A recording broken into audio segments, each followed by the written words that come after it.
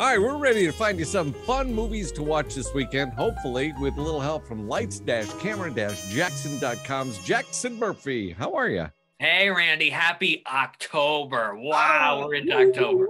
And we have the perfect scary movie. It's a little bit ooky, actually. It's the Addams Family 2. Yes, da-da-da-da.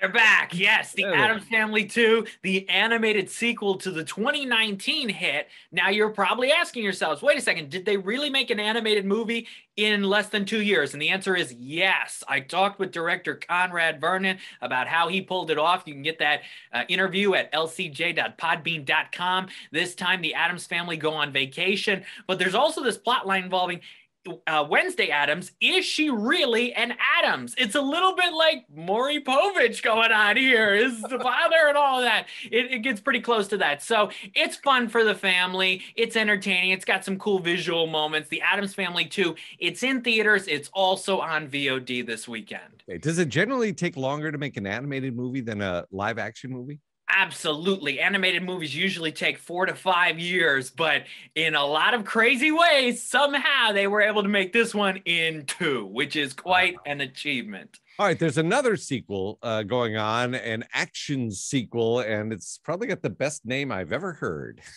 Venom, Let There Be Carnage. I've got my Venom Pez with me. Let's talk about spooky. Oh, all the visuals. Pez ever. Yes. So Tom Hardy, he's back. This is the sequel to the 2018 superhero blockbuster Marvel, based on the Marvel comic books and the characters. Tom Hardy. Michelle Williams also returns, and joining the cast as Carnage is Woody Harrelson. The first Venom made $80 million its first weekend, $215 million total. Sony is hoping to get close to that again, and they desperately need a hit. So this is in theaters exclusively. They want all that box office. All right. Now, we've had a couple sequels. Now we've got a prequel that's out as well. A prequel to one of the most iconic series of all time, The Sopranos. This is The Many Saints of Newark, and Sopranos creator David Chase is the co-writer of this. Michael Gandolfini, the late James Gandolfini's son, plays a young Tony Soprano. So that is the big intrigue out of this movie, is to see how he does. Also, Ray Liotta's in it, Vera Farmiga, John Bernthal. I'm going to want to stay to the end, and everybody's going to want to stay to the end to see if this movie ends with characters sitting around a table at a diner and it goes to black. I'm really curious to see if they have the guts to do that. All right. And there's a big film festival going on this weekend. What's the deal with that? Yes, the Woodstock Film Festival, which I've attended over the last several years, is back in person and virtually. And they've got some excellent films. I've already seen several of them. One is an animated documentary called Flea. Another one is the new Julia Child documentary, Julia, which is going to get a lot of attention over the next several months. It's very good.